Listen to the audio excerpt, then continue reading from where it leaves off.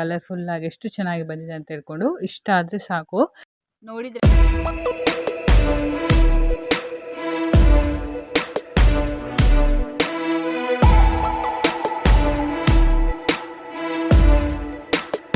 Hi friends, ಹೇಗಿದ್ರೆ ಎಲ್ಲರೂ ಚೆನ್ನಾಗಿದ್ದೀರಾ? ನಾನಂತೂ ಸೂಪರ್ ಆಗಿದ್ದೀನಿ, ಚೆನ್ನಾಗಿದ್ದೀನಿ. ಸೊ ಇವತ್ತಿನ ರೆಸಿಪಿ ಏನಪ್ಪ ಅಂತ ಹೇಳಿದ್ರೆ ಗಟ್ಟಿ ಅವಲಕ್ಕಿ, ಅದು ಒಂದು ಚಿತ್ರಾನ್ನ ಅಥವಾ ಅದರಿಂದ ಬ್ರೇಕ್ಫಾಸ್ಟ್ ಯಾವ ಥರ ಮಾಡ್ಬೋದು ಅಂತ ಹೇಳ್ಕೊಂಡು ನಿಮ್ಮ ಜೊತೆ ನಾನು ಶೇರ್ ಮಾಡ್ತಾ ಇದ್ದೇನೆ ಫ್ರೆಂಡ್ಸ್. ಓಕೆನಾ?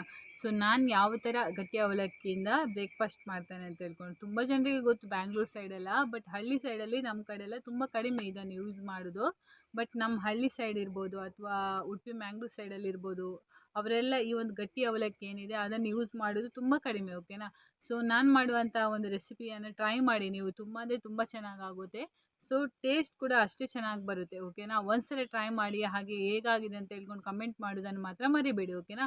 ಸೊ ಇನ್ನೇಕೆ ತಡ ಮಾಡೋದು, ಈಸಿಯಾಗಿ ಸಿಂಪಲಾಗಿ ಹೇಳ್ಕೊಡ್ತೇನೆ ಫ್ರೆಂಡ್ಸ್. ಓಕೆ, ಬನ್ನಿ.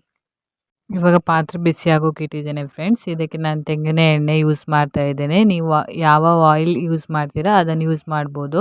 ಸೊ ಆಯಿಲ್ ಬಿಸಿ ಆದಮೇಲೆ ಇದಕ್ಕೆ ಸ್ವಲ್ಪ ಸಾಸಿವೆ ಹಾಕಿದ್ದೇನೆ. ಸಾಸಿವೆ ಹಾಕಿಬಿಟ್ಟು ಸ್ವಲ್ಪ ಹೊತ್ತಾದಮೇಲೆ ನಾನು ಉದ್ದಿನಬೇಳೆ ಹಾಕ್ತಾ ಇದ್ದೇನೆ. ಸೊ ಉದ್ದಿನಬೇಳೆ ಹಾಕಿದ ಮೇಲೆ ಇದಕ್ಕೆ ನಾನು ನೆಲಗಡಲೆ ಯೂಸ್ ಮಾಡ್ತಾ ಇದ್ದೇನೆ ಫ್ರೆಂಡ್ಸ್. ಓಕೆನಾ? ಅಕಸ್ಮಾತ್ ನಿಮಗೆ ಜಾಸ್ತಿ ನೆಲಗಡಲೆ ಇಷ್ಟ ಇಲ್ಲ ಅಂತ ಹೇಳಿದರೆ ಸ್ವಲ್ಪ ಹಾಕೋಬೋದು.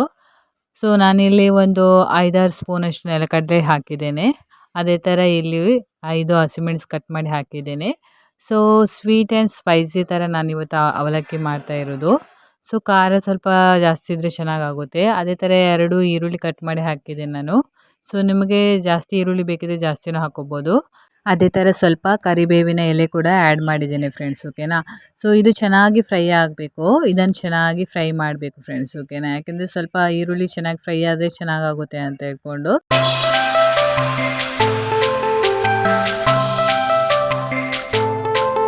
ಈ ಥರ ಒಗ್ಗರಣೆ ಆಗುವಷ್ಟು ಹೊತ್ತಿಗೆ ಇಲ್ಲಿ ನಾನು ಏನು ಅವಲಕ್ಕಿ ಇದೆಯಲ್ಲ ಅದನ್ನು ನೀರಲ್ಲಿ ನೆನೆಸ್ತಾ ಇದ್ದೇನೆ ಫ್ರೆಂಡ್ಸ್. ನೋಡ್ತಾ ಇದ್ದೀರಲ್ಲ, ನಿಮ್ಗೆ ಎಷ್ಟು ಅವಲಕ್ಕಿ ಬೇಕೋ ಅಷ್ಟು ತಗೊಳ್ಳಿ.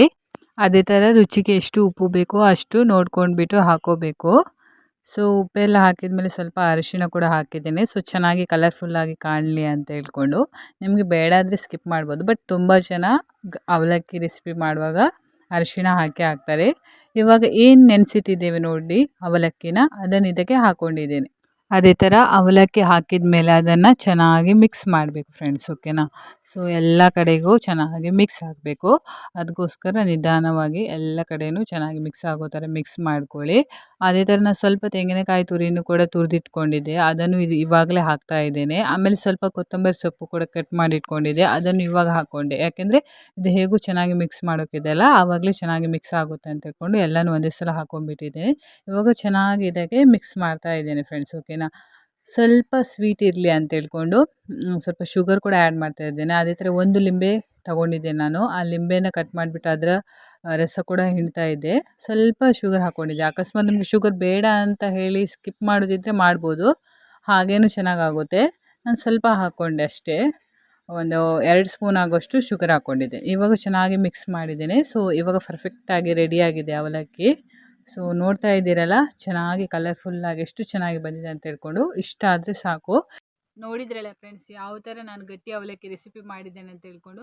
ನಿಮ್ಗೆಲ್ರಿಗೂ ಈ ಒಂದು ರೆಸಿಪಿ ತುಂಬಾ ಇಷ್ಟ ಆಯಿತಾ ಅಂತ ಅಂದ್ಕೋತೇನೆ. ಅದೇ ಥರ ಎಲ್ಲರೂ ಒಂದ್ಸಲ ಟ್ರೈ ಮಾಡಿ ಮನೆಯಲ್ಲಿ. ಸೊ ಮನೆಯಲ್ಲಿರೋರಿಗೆಲ್ರಿಗೂ ಈ ಒಂದು ರೆಸಿಪಿ ತುಂಬಾ ಇಷ್ಟ ಆಗುತ್ತೆ ಫ್ರೆಂಡ್ಸ್. ಓಕೆನಾ? ಅದೇ ಥರ ಈ ವಿಡಿಯೋನ ಯಾರೆಲ್ಲ ಸ್ಟಾರ್ಟಿಂಗಿಂದ ಎಂಡ್ ತನಕ ನೋಡಿದ್ದೀರಾ ಅವರಿಗೆಲ್ರಿಗೂ ನನ್ನ ಕಡೆಯಿಂದ ಧನ್ಯವಾದ ಹೇಳ್ತಾ ಇದ್ದೇನೆ ಫ್ರೆಂಡ್ಸ್. ಓಕೆ, ಇದೇ ಥರ ನನ್ನ ಮೇಲೆ ನಿಮ್ಮ ಸಪೋರ್ಟ್ ಯಾವತ್ತೂ ಇರಲಿ ಫ್ರೆಂಡ್ಸ್. ಓಕೆ, ಬಾಯ್ ಬಾಯ್.